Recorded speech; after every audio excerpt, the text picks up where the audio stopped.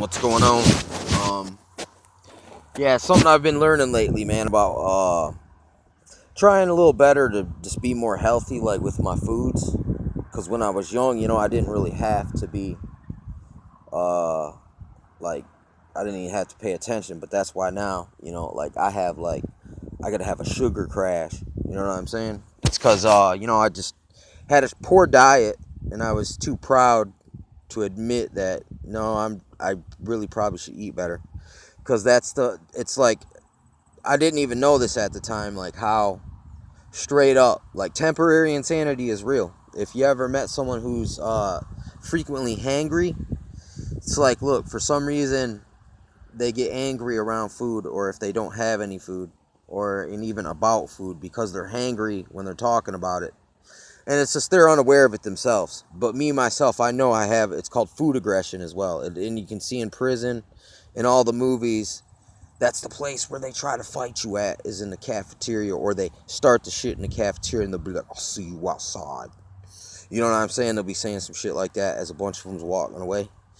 But anyway, it's like now I know temporary insanity is real. And actually, if you have malnourishment, it's like because your brain uses 30% or something like that for energy, and the more you thinking about something can make you tired. Like, look, if you can think about working out and focus your mind and concentrate, and it's a good thing, but you can get your mind to where it's greedy, it's constantly looking for something to think about, or say to your consciousness is trying to say something like, look at that, oh, check that out, oh, doesn't that sound like this?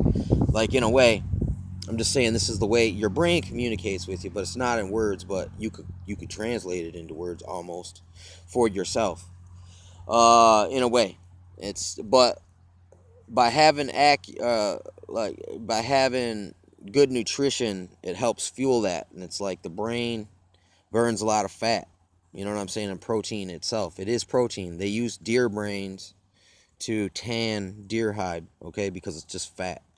Or it's a kind of like fat. It's like proteiny fat. It's high like high quality protein, where it's like good protein. It's almost like fat, but it's not. So that's why they use it, in other words. But so I didn't realize this connection here. And something simple like learning how to make the dandelion tea, and just using it as a vitamin supplement, and also as a, it really replenishes your watering system of your body. I had heat exhaustion last summer because I got dehydrated once again. At the time, I was trying to be, was kind of starting to recognize some things at the time, but I still wasn't there yet. I just didn't, until it's sad how sometimes it's like you could have did it for the shits and giggles, but then you got to learn to do it out of necessity. You know what I'm saying? Because from not learning, now you have to, like I'm saying, like watching your sugar, stuff like that. See, there's a time when if I did any sugar in the morning, like with my coffee, and I didn't eat, I'd have a sugar crash, to where I was like this, felt tired, felt sick, nauseated, and like the energy just kind of got sucked out. And what it is, it's the double whammy of the stress factor. See, stress makes you think more, which burns more energy, and it has a tendency to go towards anxiety, fear, stress, and these things turn on this dopamine response, that you constantly have this adrenaline fight or fight kind of mindset. But you don't realize that the hangriness actually contributes to that factor, where you might just feel something else. It's just so simple that you overlook it. You know what I'm saying? And I see other people, I could even preach this at them, and they just don't get it, man. Because until you realize, like now that I realize how much better my watering system in my body, and my energy system, and my blood factor, all that, like getting a cut, you can tell in the quality of your blood by how quickly the wound seals up.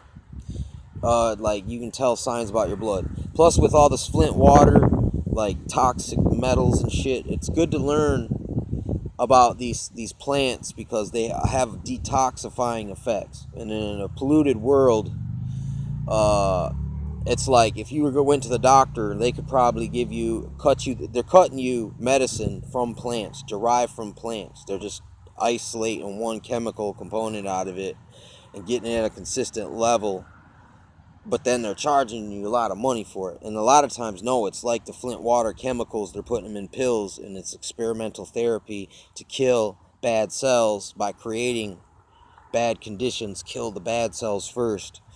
But, you know, it's like the homeopathy thing really, it's more like a preventative thing because it's got the nutrient factor. And that nutrient factor, better state of mind, less stress, better immune system, better energy production, that's going to lead to confidence, man. And, like, look, yeah, like the good kind of confidence. Like, look, I'd know if I dig up this freaking plant here, can make some tea out of it.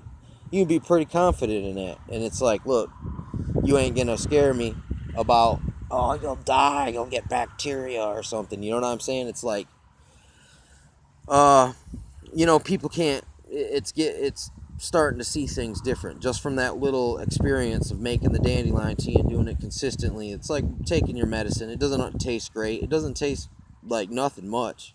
It's kind of got a rooty flavor. You know what I'm saying? But it's not really that bad. It's more like it's like water. You know what I'm saying, with a kick. And it really, you can really feel the stimulation with it. And it's you just got to drink it twice a day. They said for 6 weeks. But after I done collected enough roots to last me a whole like 6 months of roots and plant. You know what I'm saying? And so it was a little fun experiment for me, and it was worth my while because, you know, I haven't stopped doing it since. And I like how it feels. And it's just an extra dose of vitamins. And I've already tried this stuff called plantain and this blue vervain shizzle, just and catnip. I've teed them all and experimented with them just to see what the effects are.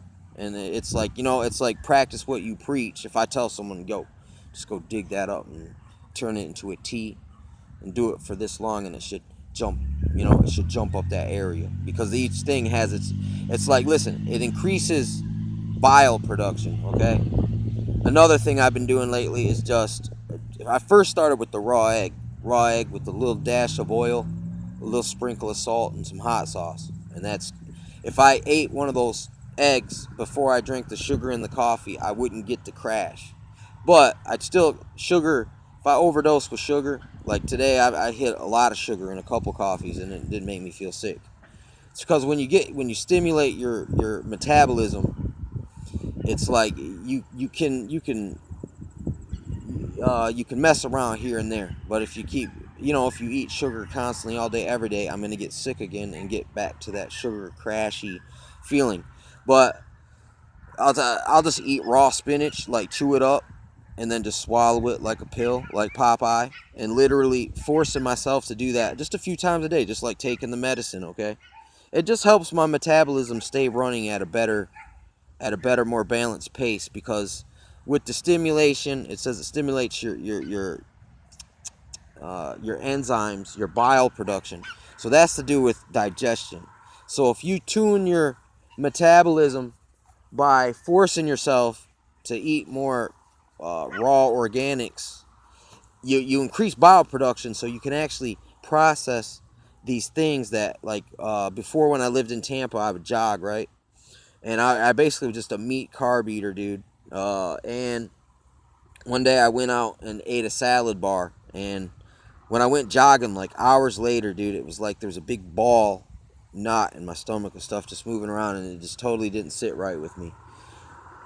So it's like that's because my body wasn't used to processing a lot of raw organics, and that's later why I had the sugar crashing issues, right? And then also the malnourishment, which leads to frequent hangriness and also frequent energy crash, frequent, like, listen, because look, if you're not, it helps settle you so that, like, look, you're not like what's the word I'm looking for, man? It makes you impatient when you're hungry. It makes you snappy. You know what I'm saying? And it's like, you know, if you weren't feeling the sugar, like, basically in your system or whatever, your if you weren't forcing yourself not to eat, because that's basically what it is. You get so busy that you don't take the time to eat, and by the time, you know, you recognize you need to eat, it's almost too late. You're already off balance. You know what I'm saying? And it's like it's weird though. You know, it's weird because some people prefer to live angry for some reason. And you know what I'm saying? It's like in that not fueling your body, you know, helps fuel that, you know, being snappity and short. Uh you know, and it's like it that's why it's like temporary insanity is real. And then if you frequently malnourished, you can get mental disorders that would go away if you just started to feed your mind and your body again and re-nourish it. Because it's like, in order for your state of mind and your brain to operate like healthily, you got to eat some decent foods. It's got to be balanced, man. You got to be able to eat different stuff at different times of the year, and that's another way to tune yourself into the cycle. If you eat, the more organic you can eat. You know what I'm saying? And I don't know. It's just it's worth knowing about, and then experiment on yourself, because it's not a big, like, you know, there's not going to be super severe consequences for the most part. It takes a while for your health to go bad from a bad diet. It takes a little while for it to change in the other way. You know what I'm saying? So, you know, so it's like but until you actually, you know, replace and use the kind of like herbal and nutrition as a supplement, you won't realize what you was missing. You know what I'm saying? Because it's like you're so in it, you're so used to that mode of operation that you don't recognize that it's not necessarily, you're not, I'm trying to see how to say this, man. You know, it's you don't realize that it's not right, basically, because you've never actually been in a position to recognize it before. You know what I'm saying?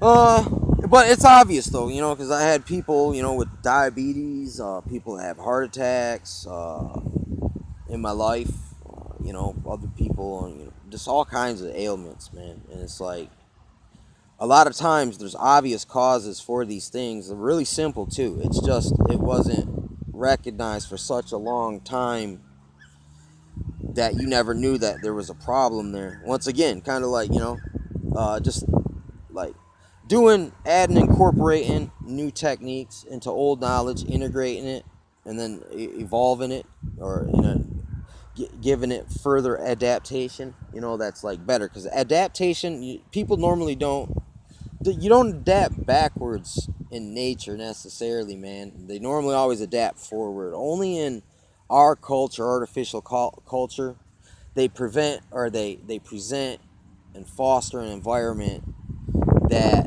is prone to de-evolutionizing things, man. You know what I'm saying? It might push one side of it forward, but it holds everything else back, man. It's like really only in the human artificial matrix indoctrination kind of ideology type of place does this even really happen. And it's, once again, and you know, look, learning to identify and recognize and know the uses of the plants. In the process, I've also encountered many animals and watched them in the environment and observed, you know, just the observation of being there and checking this stuff out and being like a real scientist about it, like being like, I'm a professional about this. I mean, I might not be getting paid for this, but personally, this is more than a hobby. It's like a calling. You know what I'm saying? But it's weird because of the weird circumstances is why it clicks, and I identify with it now. But before, I was kind of like, I almost scoffed at these same sort of things. Same thing, and everything that I didn't like when in school are the things that I actually love now. It was like,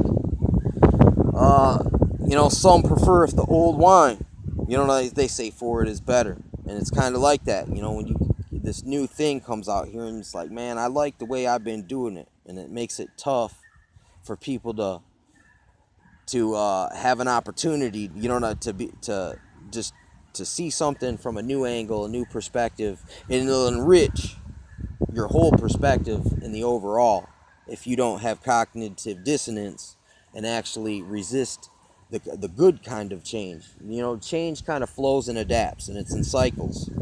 You got to learn how to operate in in which cycle you're in. You know what I'm saying? That's how nature works.